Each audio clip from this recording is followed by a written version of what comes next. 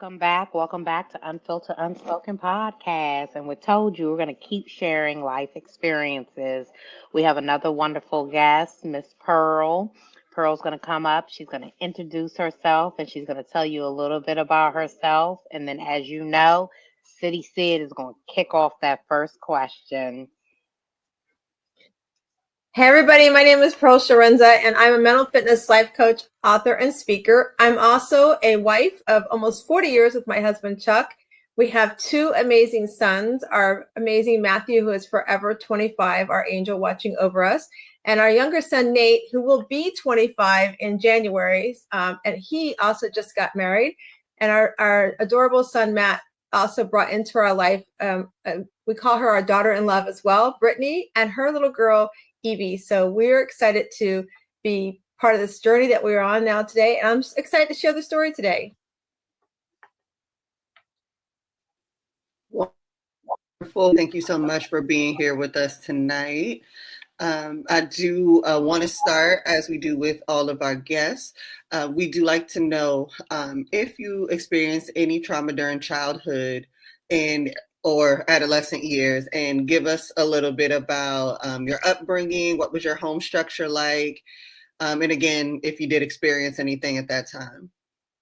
Thanks for that question and creating this space for that question. Yes, I actually was unfortunately sexually abused by my parents' best friend's son, who was our babysitter.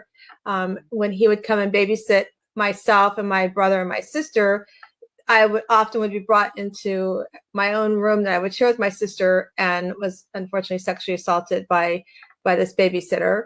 I also grew up in a childhood that set me up for people pleasing and also not knowing how to communicate with others. What I mean by that is in like third grade, my dad, who was off serving in the war, my mom had to work full time. So I became that caregiver for my brother and my sister, who my sister was about 2.5 years younger than I, and my brother was 7 years younger. So I was watching, that at a young age, because that's what my parents knew to do back then. Today, in today's world, that would not be acceptable. And so because of that, I learned how to become this people pleaser, which I'm now a recovering people pleasing addict, I like to say. But I always showed up and did what I was asked to do because that's what I knew. In addition to that, my household, when my dad did come home permanently from being in the war, my parents would have disagreements or arguments, and they just wouldn't talk to one another. Like, you literally could walk on eggshells around them, and then all of a sudden you come home and everything's fine. You don't know how they resolved it. There was no communication, just everybody forgot what had happened, and everything's supposed to be hunky-dory and happy from there. So at a young age, I really learned how to not communicate. I started working at 12 years old babysitting because I wanted to be out of the environment and be able to go shopping at the mall with my friends, because my parents had said, we don't have money. If you want to go shop at the mall, you've got to get a job. So at 12 years old, I did as much babysitting as I could. And so that was a time that sort of took me out of the household. So from babysitting, I went and had my first job at a grocery store. And then therefore I've worked ever since at that time. I graduated high school at 17 years old. So I moved out as quickly as I could because I was paying rent. I was paying my car payment, my insurance, and I was going to get a curfew. And I was like, I'm working full time. I'm doing all this. I might as well go live on my own. And at that point, that's when I started my journey to be independent of my family. I met my husband between 19 and 20 years old, and we got married a few years later. And he's the one who truly taught me communication. We would have, the typical, just a general disagreement about something. And I would shut down. I wouldn't talk. I wouldn't communicate what was bothering me. And it would drive him nuts because he'd be like, I can't help you if you don't tell me what I've done or what's on your mind. And so he would start having conversations for me of how I would respond. And so at that point, I was like, that's not what I would say. And he drew me out of my shell. And I credit a lot of the fact that I can communicate better because of our early relationship and doing that. So I have since, through trauma, going back, I know we were talking earlier, like going back and looking at my childhood, I have since, you'll hear part of my story as we talk about my son, divorced my parents because of behaviors from them. They have since separated after 43 years of marriage, but because of their individual behaviors, even as adults, I made the decision to divorce my parents. And so today I live without my parents in my life. Okay, that's powerful. Look, I'm trying to figure out where I'm gonna start. So I guess we try to bring attention to the audience about awareness of things that are going on. So you mentioned that the neighbor that was babysitting you sexually abused you. How old were you, and how did that even happen, and how long did it happen? Yeah, so I was probably about 8 years old, 9 years old when that first happened. My parents would go out, and if they were going out in the evenings, they didn't have me necessarily watch my brother and sister. So they would bring this. He lived 2 doors out from us, this young man. And so we were playing a game of, we come in the room, we're going to hang out and play a game. And the game turned into a sexual assault. And one time I remember my sister opening the door, and I was so worried that he would do this to her. I was like, get out of the room, get out of the room.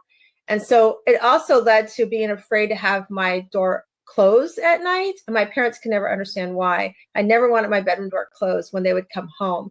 And so this went on for probably a year and a half until they moved away. Once they moved away, then it just stopped at that point. And I never told my mother or my father. I told my mom when I started writing my story before I divorced my mom. I told my mom probably 2017, somewhere around that time is when I told my mom. I never told my dad that story. That was actually going to be my question. If you ever told your parents, did you tell anyone that happened at all? No, I never told anybody. But when Chuck and I got married, because of the assaults and how I would be held down, I would have this hyper reaction if he went to hold me in any certain way. And so I didn't even tell Chuck till after we were married. Like, he never understood why I would get like that. And finally, he's like, you've got to tell me. Like, he could read there was something there. And once I told him, Chuck was really instrumental in me going and talking to a therapist and like working through that trauma from that childhood. I never told anybody else. I never told anybody like when it happened. Back then, I mean, I'm 60 years old. Back then, we didn't tell people. There wasn't this awareness that we have today that we really encourage our kids. My mother didn't talk about if somebody ever touched you or any certain way, to have a conversation with them. So I didn't know to go tell. I didn't know that I knew that it wasn't right, but I didn't know who I could share that with. And so once I told the therapist, I worked through all of that, worked through the trauma. And then around probably a year after that happened is when, a year or two after is when I started, like, I need to share the story. Didn't know how I was going to share it until we moved here to Florida. And I met a friend of mine who was doing a book, and I decided to start sharing my story in the book. And when I did that, I wrote a chapter in it. I felt like I need to tell my mom, at least to my mom. I wasn't talking to my dad, which I know we'll talk about that later. We'll talk about my son, but I wasn't talking to my dad. So at least I wanted my mom to know in case she read the book or anything. My mom was she was so apologetic. Oh my gosh, like, she's sorry she didn't see the signs, didn't know, that she didn't feel that she didn't create that safe space for me to know, but she didn't know either. So, my mom got married at 18 years old. So she was very young when she got married. So she didn't know to have these conversations. And so, I told her it wasn't her fault. It wasn't anybody's fault. So other than the person who did this to me. So we talked about that, but then because she didn't know how to talk about it from there, we never approached the subject again.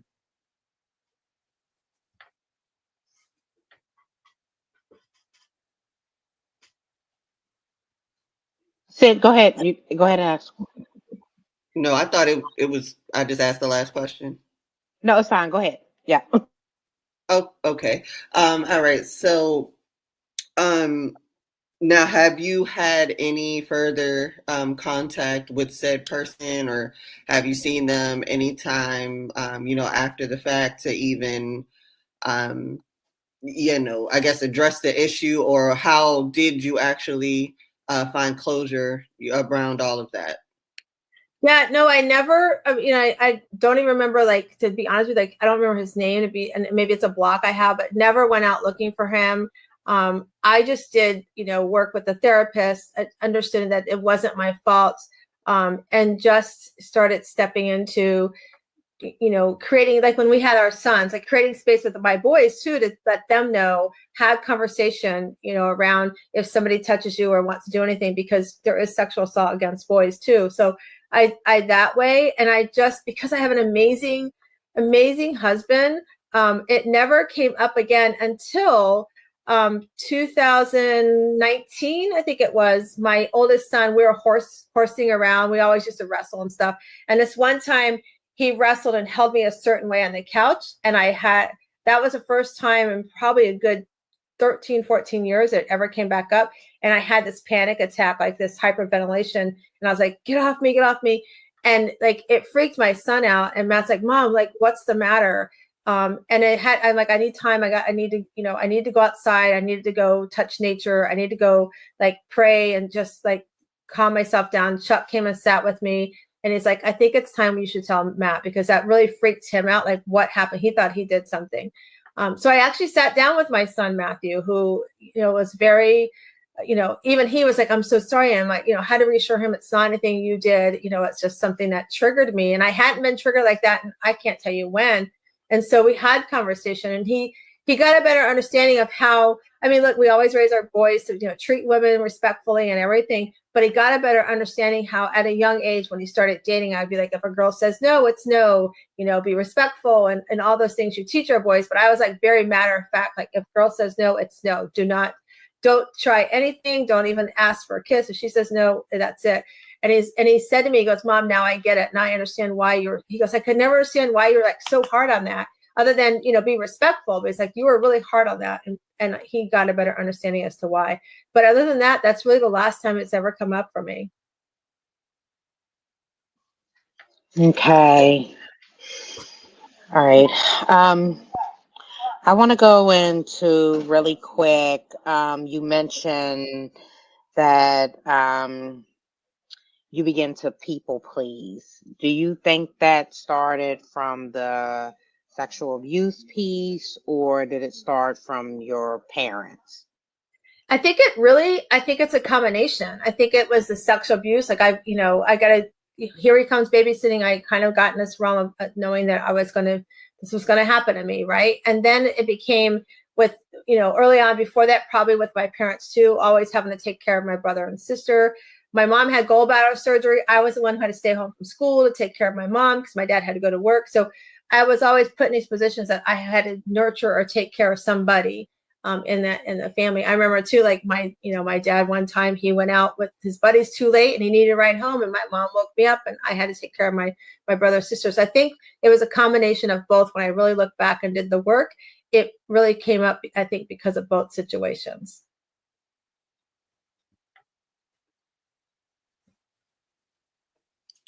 And let me see. And I know when you mentioned it initially, you said you used to babysit us. You had siblings, I assume. And do you know if it was just isolated to you, or if, your siblings were affected as well? I know for a fact not my brother. I've never had a conversation with my sister as far as if that had ever happened to her. So I don't know if it had ever happened to her. So I can't say yes or no, but I never had a conversation with them about the situation. I don't even think, to be honest with you, my brother and I haven't even talked about it. Okay. Did anything ever happen to no, Sid, I don't know if you asked this. Did you ask from telling her, you mentioned you told your mother.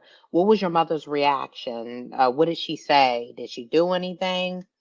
Yeah, like I was saying, she just was apologetic, like I didn't see it, I'm so sorry. She felt like it was her fault. And I was actually reassuring her. I was like, it's not your fault.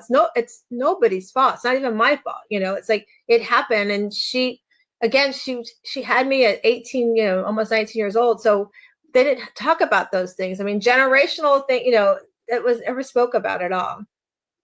Okay. And did you ever confront the abuser? Has he just went on and it just got swept? Yeah, no, he moved. So I don't ever know. I don't know whatever happened to him. I know my parents and them lost contact with one another. So I don't even know what happened with where he's at. To be honest with you, I can't remember his name. I'm sure it's part of a block thing I've done too, but I've never wanted to research for him or anything. I've came with my own closure and telling my story and knowing that it wasn't my fault. So at the time, what kind of coping, were you doing, or how do you feel outside of, taking it into relationships and things like that?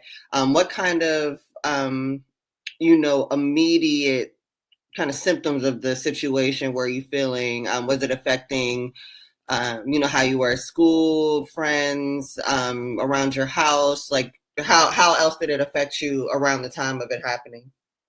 Yeah, I think it has a lot to do with why I was also shy as a kid, because I didn't like when that happened. I didn't want to be, I was afraid of what other people were going to maybe, in my mind, I think I thought, oh my gosh, do they know? Right. And I was so young. So I think for me, that's part of why I became very shy. And then my parents actually moved to Florida probably about a year after all this happened. So it was sort of like I got taken out of this. We moved out of state. So it's almost like I left it behind in North Carolina where we moved from, and then just went straight into my high school years. As far as relationships go, I would say like intimacy, those type of relationships, that was hard. But once I met Chuck, he created like this safe space around our intimacy, saying, and like I said, I never told him what happened, but Chuck's so smart, and if he's listening to this, I tell him all the time, he's so intuitive that he was actually, because he created that safe space, I never felt like I needed to tell him. But then at one point, like I said, when he went to hold me a certain way and I freaked out, he was like, okay, he had that feeling something had happened, but he didn't know how to ask. And then he created the space where we could have the conversation. And then that's what led me to therapy. That's, it was many years after that I started therapy.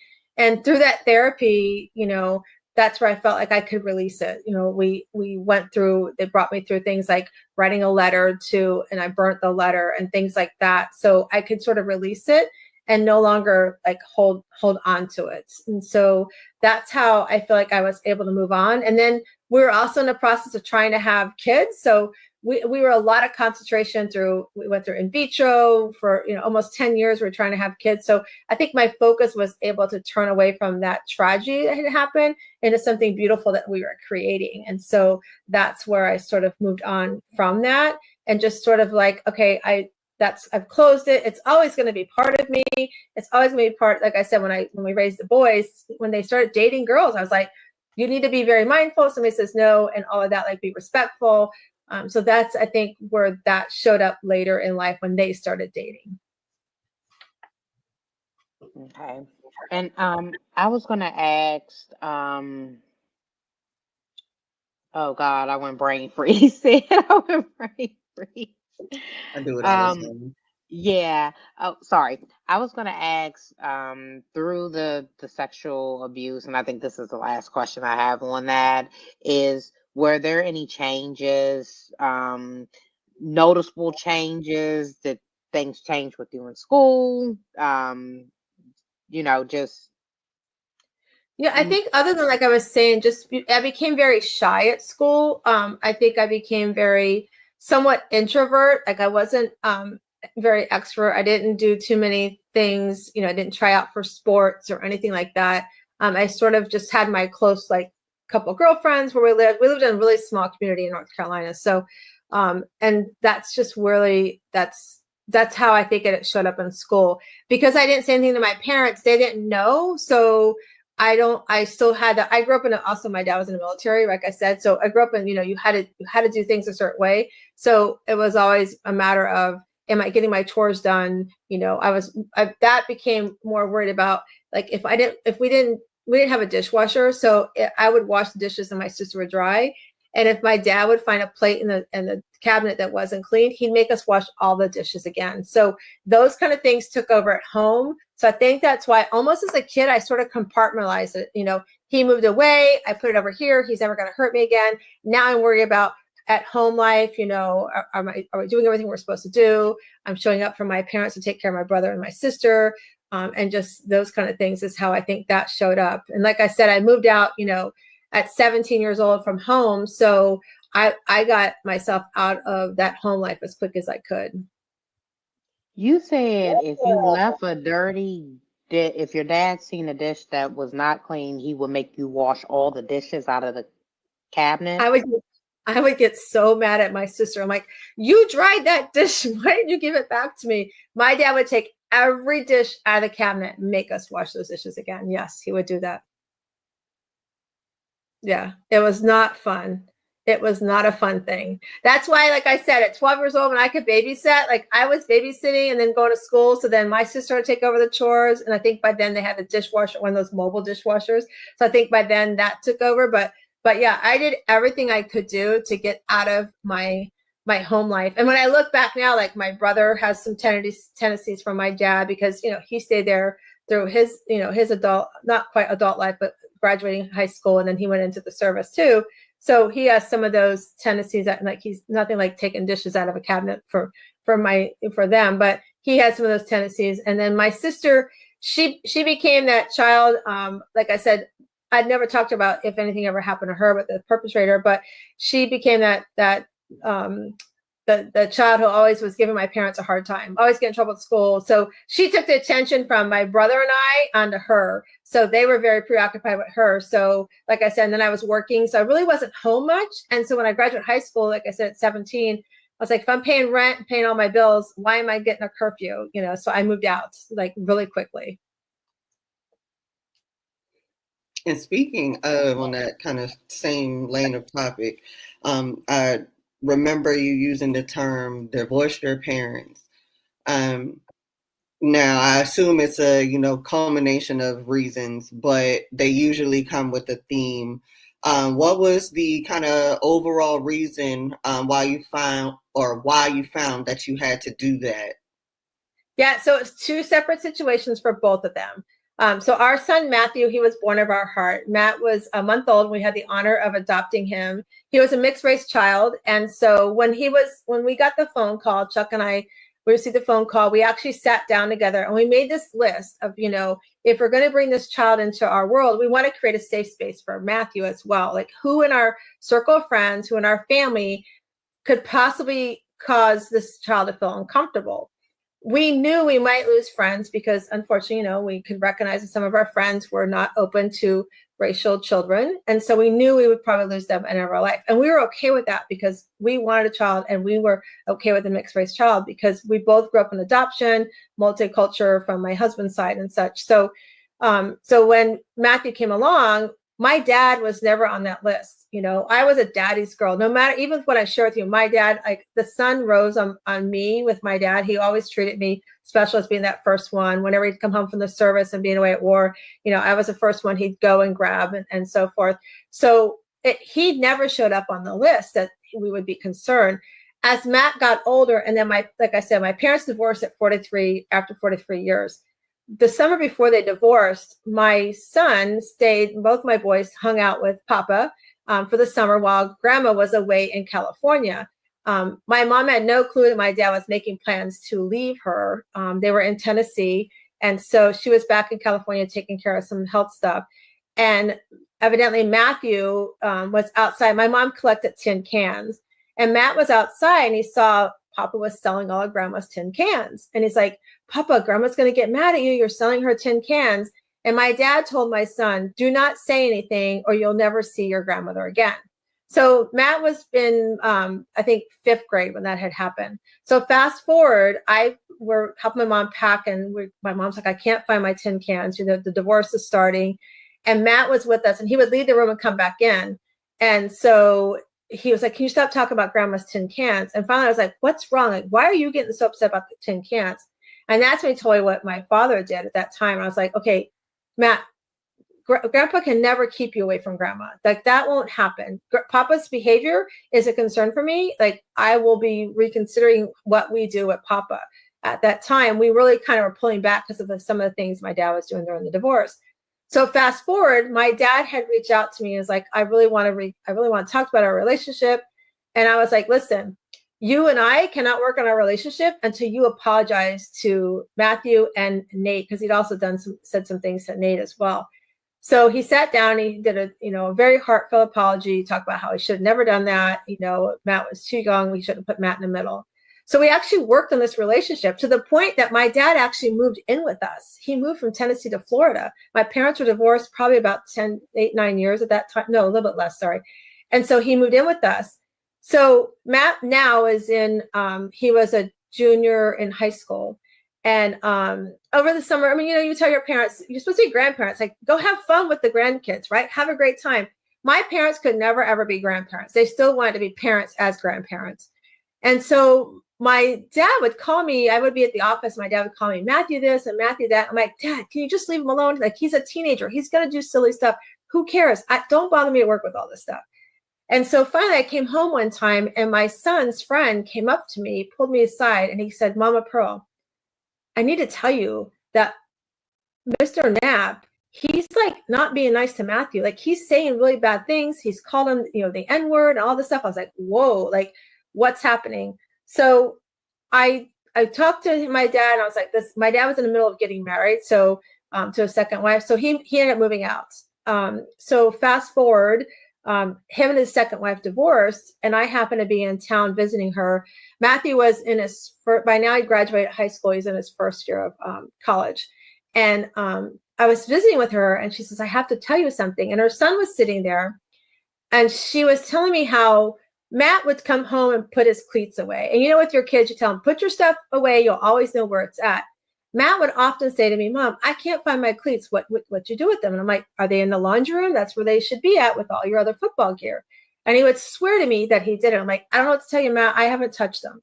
So she shared with me that my father would take his cleats and hide them outside on Matthew to drive him crazy trying to find them. And then all of a sudden, when he knew it's like game time or whatever, he'd put the cleats back. And I sat back and I looked at her. And then she also told me that my father would tell him, oh, they should give you back. They should put you in the system. Your parents should never have adopted you. And he would say things like that. And I sat there, you guys, overwhelmed with like, who could do this to a child, number one? And how can my father do this, number two? And I looked at her and I said, why did you never tell me? And her son said, I asked her not to because I didn't know you well enough. She was over 3 hours away from me. I didn't know how you would respond. And I actually just sat back and I said, no, I think God told you not to tell me, because I truly believe that if I'd known, I probably wouldn't be sitting here with you guys having this conversation. I probably would have responded in a way that God wouldn't want me to respond. So I got up and I went out to my car to prepare for my 3-hour drive home. And I was sitting in her driveway. I sat in her driveway for almost 2 hours. She actually came out and was like, are you okay? I'm like, yeah, I got to collect my thoughts. And I called my son, Matthew, and I said, I have to tell you, I'm really sorry. I didn't know. And he's like, but it's not your fault, Mom. I said, but I'm your mom. I should have known. As your mother, I should have been able to catch on those things. I should have seen those signs. I never thought your grandfather would be this way to you. And he kept telling me, Mom, it's not your fault. So at that point, I was sitting there and I prayed to God and I said, tell me what to do. I don't know what to do. I don't know how to respond. I wanted to go and harm my father. And what came to me was, you need to write an obituary to him being your father. You have one father, and that's me. And write an obituary to him being your father. So I literally sat and did an obituary. I sent it to my siblings. I sent it to my nephews who were adults. I sent it to my boys. And I basically said, while he's still physically here in this world, he no longer has the honor of being called my father. And I said, I now am divorcing him. And I released him at that point. I totally let go of him being my dad. To this day, I tell people, they'll say, do you want to know? And I'm like, I don't need to know anything about him. He's no longer my dad. Whatever's happening in his world, that's his world. And I struggle with that. And I go back to I talked with my priest when my parents were divorcing. They were kind of put me in the middle. And I was like 43 years old. And they're trying to make me feel like this little kid picking sides. And he said to me, Pearl, we don't pick our parents. God picks our parents. We will always love them, but this is our ball game of life. So if they can't follow the rules and boundaries you set, then they sit on the bench. And if you want to let them back in your life, you can. But what's your favorite game? I'm like, I love football. He goes, okay, there's 12 men on the field. If they can't behave by the number of the men that are on that field, or 11 men, then they don't belong in your life. So my dad is permanently set out because I felt you came back in once when you came to my house and asked to have a conversation, and you gave these heartfelt words, but you must not have meant them. And now you're permanently out of my life. And so that's when I divorced my dad. My mom, when she found out my dad was living with us, all of a sudden she cuts us out of her life. Like, she doesn't talk with us. And I never knew what was happening. I was like, okay. So when I found out later on, it was because my dad was living with us. She thought I was telling my dad everything about their side. I was like, that's not who I am. You want to know about them? You go find out. It's not for me to share your story, and vice versa. And so I decided it was, it was 2021. I was speaking in Vegas. My mother had never seen me speak in Vegas. And we were starting to build, have conversations. I'm like, hey, Mom, why don't you come to Vegas and come watch me speak? And so I did that, and she came, and I found out later, she said to my sister-in-law, I don't know why she had me come listen to her speak. And my sister-in-law, God bless my sister-in-law, Melissa, she's like, well, it's just like any child. They want to make our parents proud and see the things you're doing, the accomplishments she has. So we started really working on that relationship after that. And so her health wasn't, well, we thought her health wasn't doing well. And so my brother, since my parents divorced, pretty much was taking care of my mom. And so her health was becoming a situation where she needed to we thought needed to be living with somebody. So we decided as a family, hey, she'll come to Florida. She'll stay with us like 40 days. I'll do all her medical stuff and everything. My brother was going to take care of all financial stuff. And so she'll stay with us, get all the doctor stuff done. And then she'll go visit my brother, go visit my sister, her grandchildren, go see her brother up in upstate New York, and come back to me. So she agreed to all this. She said, I'm totally in for this. Absolutely. Well, when it came time to get her packed up, she decided, along with my sister and her brother, that she didn't really want to do that. And that she felt like we were forcing her to do that. So instead of having a conversation with us, which my husband and I always said to her, if anything bothers you, anytime this changes and you don't want this, just tell us. She thought it was more important to call the authorities and say that we were giving her elder abuse. I had people knock on my door. Now, mind you, we've been foster kids. We've been foster parents. We've adopted, our son. We've been through, this is not who we are. And so this person shows up at my door, and they did the investigation. They came back and said, we know there's no validity to it. She just wanted to get back. So we sent her right back to California. And then all of a sudden she ends up in the hospital. And the doctors tell her she can't go live by herself. So now she's 100% committed, wants to do this.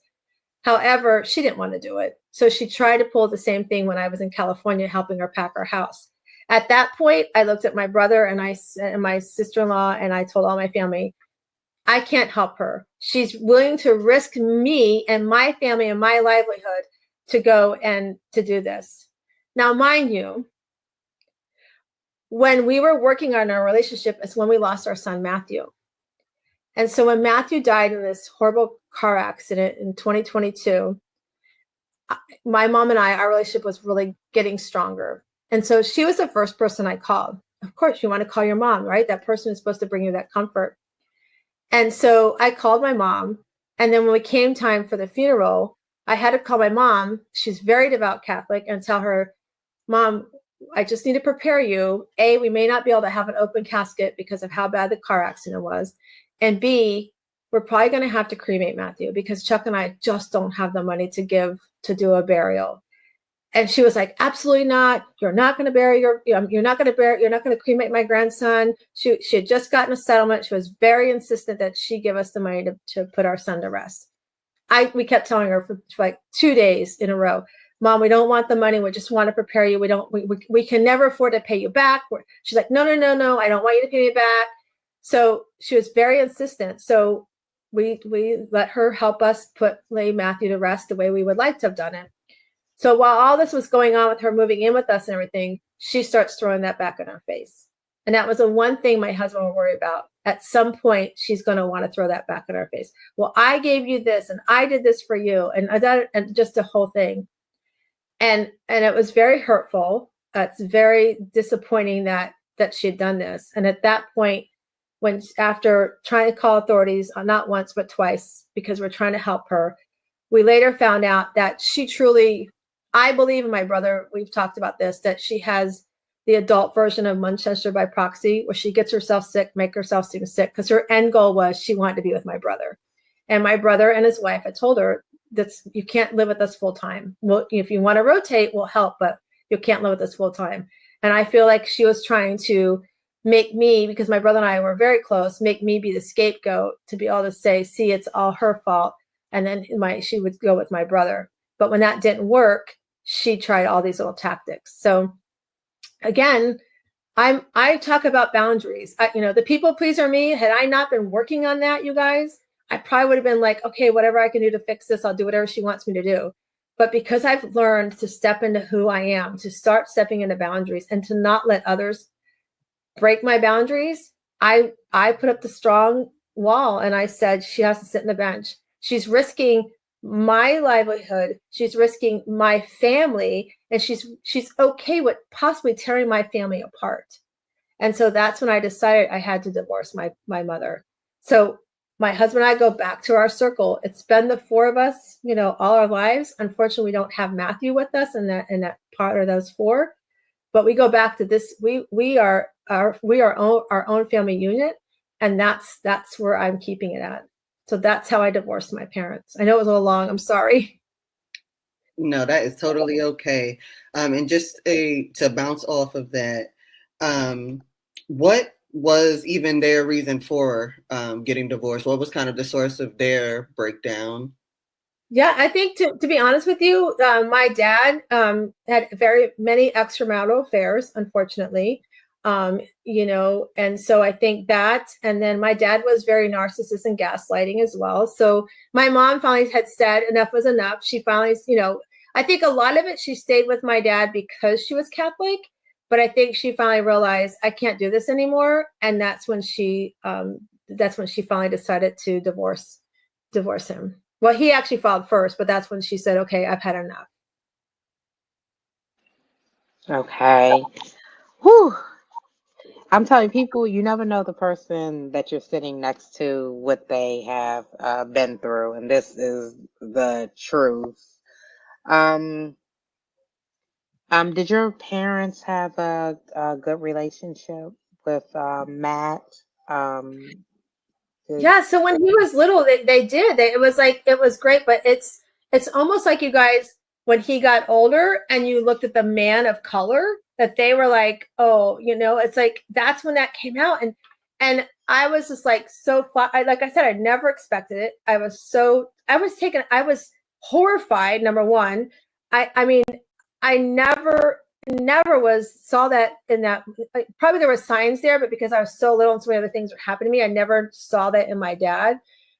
Because also they were so part of us trying to have kids. We tried for 10 years, and so that was very shocking for me. I never saw that. But yeah, when he was little, they were. And sadly too, with Matt's passing, when my dad reached out to me out of the blue, he got my number somehow or another, and he said some hurtful things. He got a hold of my number somehow or another. He got a different number, and he texted me, and he basically, I responded, said, don't contact me. I don't know. I called him by his first name, and I think he said something about, well, I'm your dad. And I said, no, my dad is deceased as a few years ago. And then he said some hurtful things about Matthew's passing, which really, and that was the sad thing. We raised Matthew up to be aware of the fact that some people are going to not treat you because of your color the way that you deserve to be treated. And we would talk and educate through not just the two of us, but with friends and family that of color to help us, educate Matthew. And so in his passing, his grandfather said something horrible. And even in his passing, unfortunately, the police department, showed up with the race card, because when Matt passed, he made the decision to drink and drive. So that's because he drank and drive. That's what took his life. However, Matthew previously had a DUI, which had cleared up and everything, and so we didn't get the knock at the door. Nobody came to our door and told us Matt had passed. We talked to Matt 20 minutes before he passed, and I was like, I just felt like, you guys, somebody always says, you know, when something's wrong with your kids, I was feeling it through my soul, like through my bones. I knew something was wrong. And when we find out the timeline, Matt passed around that time that I was feeling this emotion that was going on. And so the next morning, I actually saw it on the news. Brandon Mann dies in a single car accident. And I looked at it and I saw that was my car. And so my nephew, who was a police officer in California, actually called the local police department that covered the accident and said, can somebody please call my aunt? I still did not get a phone call. It wasn't until Tuesday after he passed that somebody, my friend sent me an article where the police officer that was doing an investigation was like asking if anybody has information, please contact us. I reached out to him and said, if this was your son, or if your mother or your grandmother read this article, what would you do? He called me right away. And I told him, you know, they gave me every excuse. Oh, we didn't know. I'm like, you can't tell me you didn't know. It's my car. His license was still my address. He was just recently moving in with his girlfriend. So every excuse they could think of. And we really had to sit down and resonate with some friends and understand that they looked at who he was, they smelled the alcohol, and they made the decision to not to do the right thing. And so in his passing, he didn't even get the honor of being treated the way he deserved to be treated, besides his grandfather treating him that way. And so it's really disturbing. It's, you know, as you guys know, it's hard to prove that it's because of his color, that's why they didn't come to our door. But in my heart and my soul, I know that's part of the reason why they didn't show up at our door. That's extremely unfortunate. I'm so sorry that happened to you. Thank you. I'm sorry that it happened to me, but I hate that it happened to my son. Like, he deserved better than that. You know, he deserved much better than that. One of the things that we're doing, you know, we talk about him being adopted. We talk about how his grandfather had treated him. He also got treated differently at school and by his peers because he was, you know, Matthew was the only child of color, not just in our family, but in his biological family as well. So Matt always struggling to find his place in the world, right? His mom had 2 older kids before she got pregnant with Matthew. She gave Matt up for adoption. She remarried, had 2 younger kids.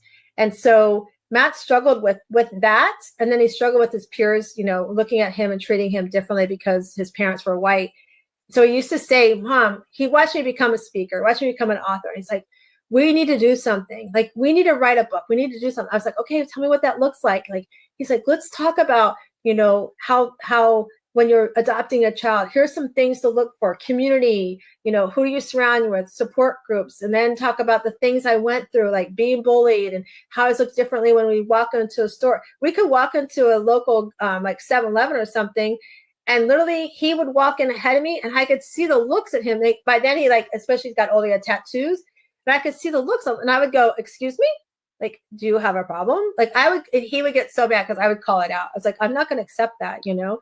And so he wanted to do something. And so when Matt passed, I was like, I really want to do this book. I really want to share his story. I want to help other families that are adopting children of a different culture and or as an adoptee to share their stories.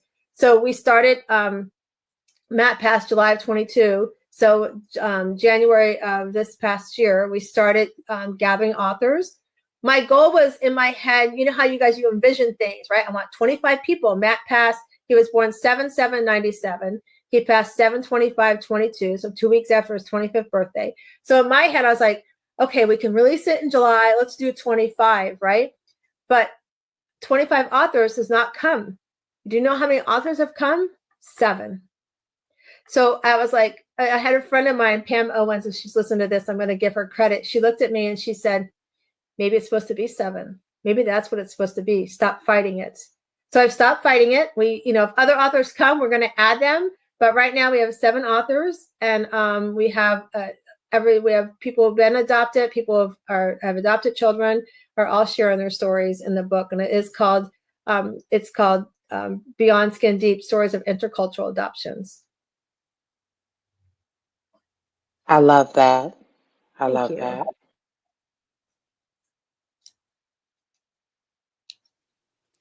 Okay. Did you ever, or do you believe that the way that Matthew was treated by your dad or, maybe a collective of both or other family members, kind of contributed to his woes, kind of through life with everything else going on, that kind of, led him to the heavy drinking. Yeah, absolutely. I think that, unfortunately, to his birth mom, she did not want to give. It was interesting. His birth mom was adopted as well. And she kept sending him in this wild goose chase of who his biological father was. We think we figured out who it was, but we don't have, exact evidence. We don't have a DNA test, but we're pretty confident who his birth dad was. But because of things like that, like people not being honest, Matthew did not like people not being honest. So because his birth mom wasn't honest with him, because how his grandfather treated him, because how he was treated by others, being truthful was so, so important to him. And so I think, yes, all of those led to his deciding to drink.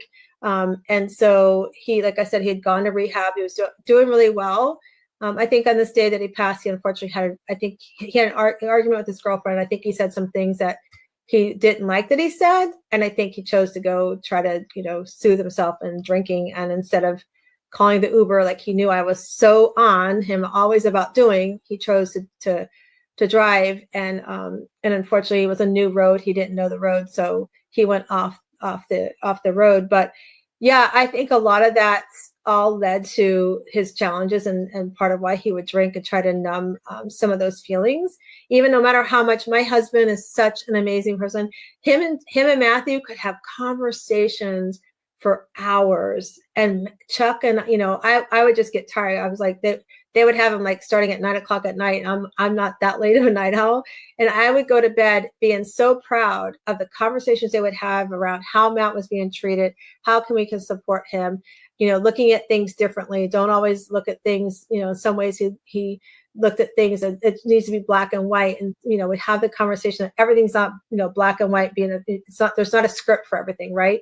That life's going to throw you curveballs, and how you respond to the curveballs can define you or, in your lifetime. And so they would have these deep conversations, and I miss those. I miss seeing Chuck and him have those conversations. But I do know the one thing Matt always would say to us, because there was talk to some people, a friend circle tried to put out that Matt had committed suicide, but we know he didn't commit suicide. It was a tragic car accident. But he would always have a conversation because he had lost 2 friends to suicide. And he'd always sit with us and say, I want you to know that I would never do that, because I can't imagine leaving you behind thinking that I took my life on purpose. So we know that didn't happen, but he loved life. He loved his girlfriend. He loved her daughter, like she was his own.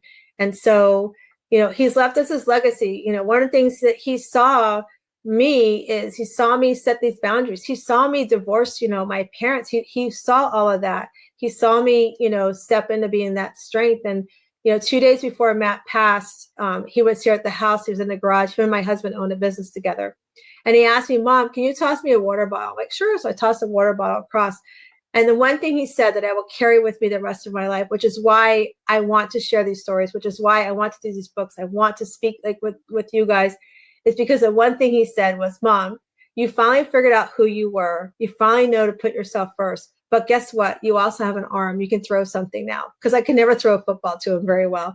So I have those beautiful memories with him. And then also he loved his brother, Nate. And his brother, Nate, has just been a source of support for my husband and I. And he has stood up for his brother and his memory and some things as well, which is really cool to watch, because Matt was a big brother, but always stood up for little brother.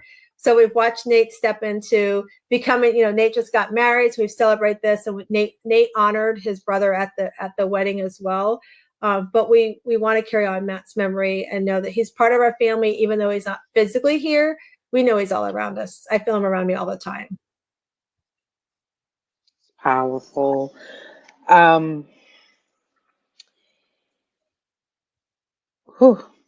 sorry. I teared up a little bit. I apologize. No, don't apologize. Can I say something to that? I want to say something to that. People often struggle on what to say to somebody who's lost somebody, whether it's a child or somebody in their life, right? And I have friends that did not come talk to me because they're like, I didn't know what to say. I go, that's the best thing you can say to me is, you like what you just said, you brought me to tears, right? That's okay, because would rather you say to me, oh my gosh, I need to take a break because that was, so moving or whatever, than to not say anything at all, right? Or I would rather somebody come up to me and say, Pearl, I don't know what to say, but I'm thinking about you, as opposed to not saying anything at all. So what you did is a great lesson for people that are listening. Thank you. Yeah, because when dealing with stuff, I was like, I don't know what to say. So I choose sometimes just not to say anything but Yeah. my condolence. Thank Right. you. My pleasure.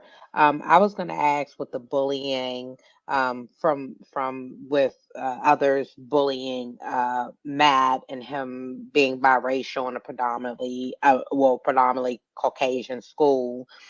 Um, did he talk? He sounded like he was open. He talked to you about it. What did y'all do once he discussed the bullying in school? What were some of the measures that you took? Yeah, so Matt was kind of like, he didn't always talk to us about it. And like, he always thought he could handle it. I'm a tough guy. I'm an athlete. I can handle it. And we would have conversations about, you don't have to handle everything. And so he didn't always bring it up right away that we could work through it. But one of the things he did say one time, we went into church one day and he's like, Mom, look around. I'm like, looking around. And I'm like, what am I looking for? He goes, that's it. You don't see anybody like me. And it took me a step back. I looked at him, I go, you're right. So like, let's do something about that. So we started going and looking, and these are things he was going to talk about in the book too. We started going and looking for, a community church that had more blended in the church. And we started doing that, and Matt would get connected with some of those church groups that he found as well. And so it's really, we have those conversations. We also in conversations, when we moved from Virginia to Florida, in Virginia, our street we lived on was very multicultural. When we moved to Florida, it was a community of 80 homes, and they were on 1.5 acres of land. So you really we didn't do the research, to be honest with you, to look and see what was the makeup of the neighborhood. We just knew it was a great neighborhood, great schools for the kids. And we chose that. Had we, looking back, and again, life's not a remote, I can't go back and rewind it. I definitely probably would have relooked at that neighborhood, which is what we're talking about the book. Like, if you were going to adopt a child of a different culture than what you are, what does that community look like? Like, I'm not saying you have to live in a community of all that nationality or that culture, but put yourself at least entwined in there. Get yourself involved in things that help, whether it's a child of color, whether it's a Spanish child, Asian, whatever that is, make sure you bring that culture around. I remember when we first brought Matt home, he had these kinky curls. And in Virginia, my friend Deneen, if she's listening, I love her to death. I came to her one day, I'm like, Deneen, his hair is so curly, but I don't know how to take care of it. And she was so awesome. Like, she went and she helped me with that. It's kind of ironic that show, I think it was called This Is Us.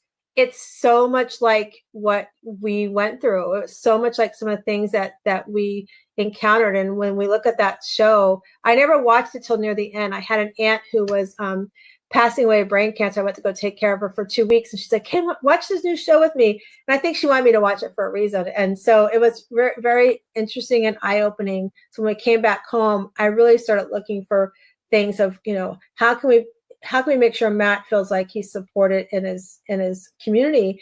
And interesting enough, he has friends that are mixed race that aren't adopted. And they said to me, we had conversation after Matt passed. Every year, Matt's birthday, we get together at his gravesite and we have a little birthday celebration. And the first year that we did that, he had a couple of his friends say it wasn't just Matt because he was adopted. It's in our community because we are looked differently sometimes. And so it was very interesting. There's still something I want to do with that. I just don't know in my heart what that's going to look like yet. But other than talking about it like we are today, for sure. That was a wonderful show. Definitely like ugly cry, wonderful show. But also the Colin Kaepernick story probably puts a lot of that in perspective as well. Correct. Yeah. Now, with that being said, what were some of the biggest biases in yourself that you had to unlearn, having a Black child or half Black child, and the most important ones that you feel that, other parents raising multicultural, multi-ethnic children should be aware of? I think, like I said, like being aware of my community. I was closed-minded to understanding that, like seeing that. And, you know, so if I was to talk to a parent, right, in fact, I've got a friend that him and his wife just adopted a little boy of mixed race. And that's one thing I said to them: watch your community, see who you're around, make sure you've got a community that's got, you know, some either mixed race families or something of that culture in there, because you want your child to feel like you've got community. So for me, I think that would be like I had my eyes shadowed on that, not being aware of that. That would be my biggest one. I was the first to, I think, because at a young age on my own, you know, people say they don't see color, but I always looked at my friend. I went to high school. I'll never forget this. I went to high school in North Carolina. My freshman year of high school, my girlfriend and I went to our high school dance. I think it was probably like a homecoming dance or something. And we went with two friends that they were African American, and we went and we were dancing, and people were like, we were doing, I don't know, some sort of dance where you held onto your waist. I can't remember what it was called back then, but we were dancing, and they were calling us Oreo, and I didn't understand what it was. And later on, we figured out, oh, it's how we were lined up. And I was like, that's terrible. Like, even then in high school, I thought that was so wrong. It was just so not right. So with Matthew, if I ever saw it, I would be on top of it. My husband didn't experience actually seeing it happen to Matthew, because Matt and I hung out a lot together. Like, we would go get our nails done together. We would do we'd have sushi together. There were so many things we would do. I was always at his football practice games and everything. My husband would be too, but it seemed like Matt and I would have the conversations around girls a lot. So we really connected around there. And so we would have conversations often. So my husband and we would have conversations about being mindful. Like, if you get pulled over by a police officer, put your hands on the wheel. Like, I would do those deep conversations with them, because I was aware. Because I would ask my friends of color, like, what do I need to be aware of? What help educate me? I was somebody who would always ask. My husband, when he took Matthew to rehab, he got in the plane with Matthew. Unfortunately, Matthew drank a lot of alcohol before he got in the plane. He fell asleep in the plane. I think he probably smelled of alcohol. As my husband and him were getting off the plane, my husband said, Pearl, that was the first time I actually physically saw somebody being racist to Matthew. He were getting off the plane, and the stewardess was chasing behind. Now, they're deplaning. What does it matter what he's doing? He's not harming anybody. He's getting off the plane. She's running up behind him, and my husband has a bad hip, so he couldn't keep up with Matthew. She's running up behind him going, what are you doing? Like, where are you going next? Like, she's like really coming down on him. Like she's trying to do something like to get him in trouble or something. So my husband said, Pearl, it took all I could do to catch up to Matthew and tell her, get away from him, leave him alone. He has nothing to do with you. But that was really his first encounter for it. And so I would say that was for Chuck. But for me, it was looking back, is not being aware of like the community that we brought Matthew into. And like I said, who would have thought my father? To be honest with you, you know, again, life's on a remote. I can't rewind it. But I think if my dad was on that list, we might have not adopted Matthew, because we wanted Matt to be safe. We knew if we were bringing this child into this world, we wanted to create that safe space around him. My grandfather loved Matthew. I mean, he was with Matt. My grandfather passed. Matt was about 6 years old. When I adopted Matthew, we were in California. My grandfather he adopted in California. I flew from Virginia. My parents lived in California, so I was staying with them. My grandfather called my Grandpa, come over. I got something. I want to visit you. I'm in town. So I said, I'm going to go in the room, and I got something in Mom and Dad's room. I came out with Matthew, and my grandfather, who I love to death. My grandfather was the first man to show me what real love meant to be from a parent. I went to hand him Matthew, and he's like, I knew you had a baby in that room. I just knew it. I knew it. I've been praying for this baby for you. And that embrace, I'm getting chills just thinking about it, but that embrace, that love that Matt got from my grandfather, I just wish my father would have been able to do the same thing for him.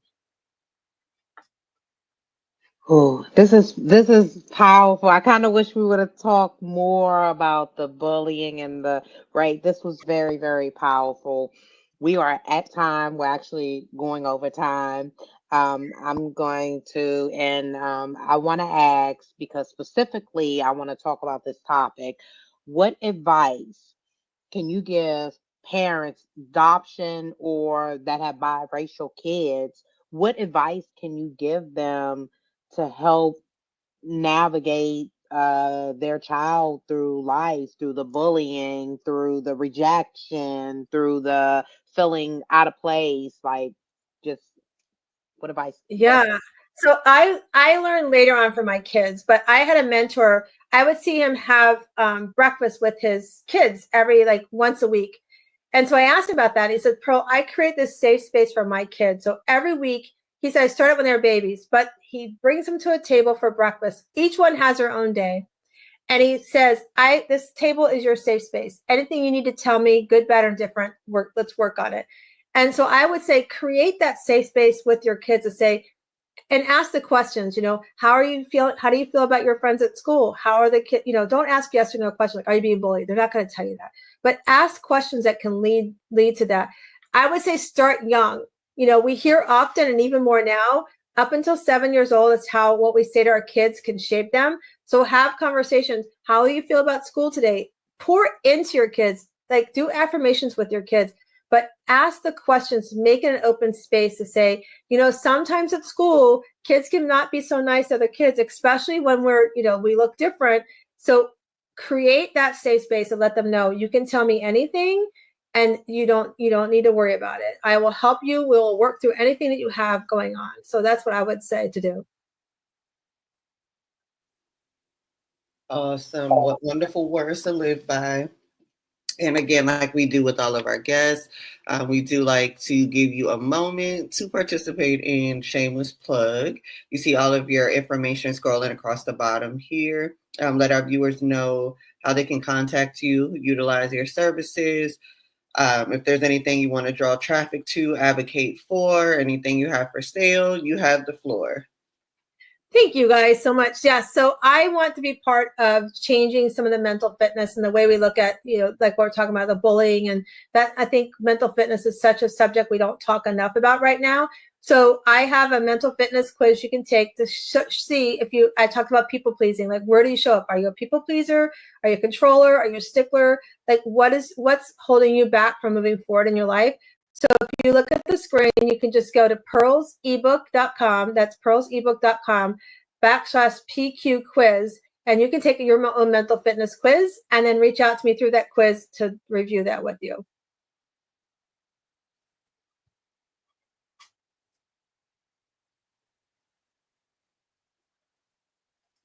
You're on mute. Look, I'm on mute. I'm like, always on mute. Pearl, thank you so much for sharing your testimony, your life experience.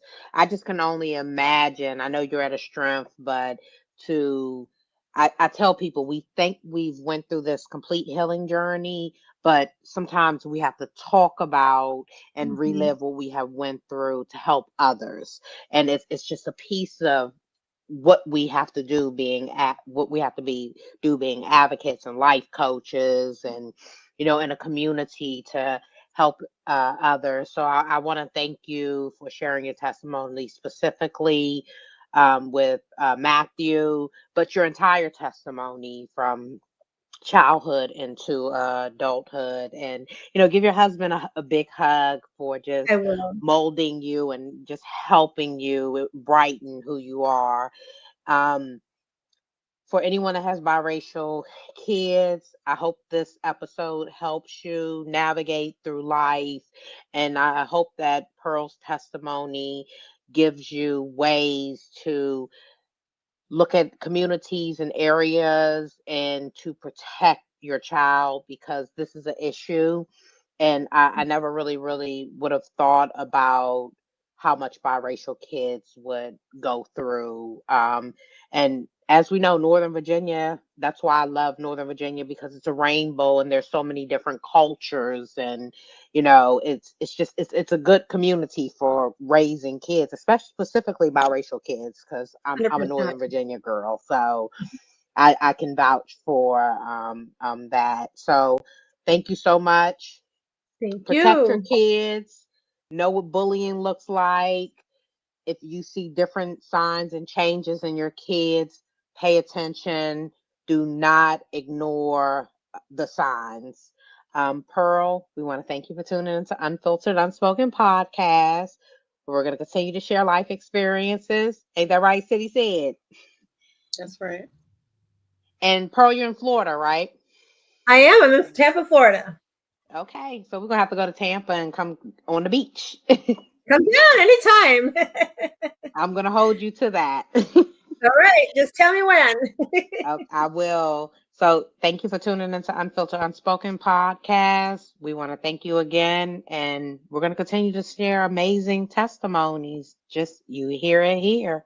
Y'all have a blessed evening.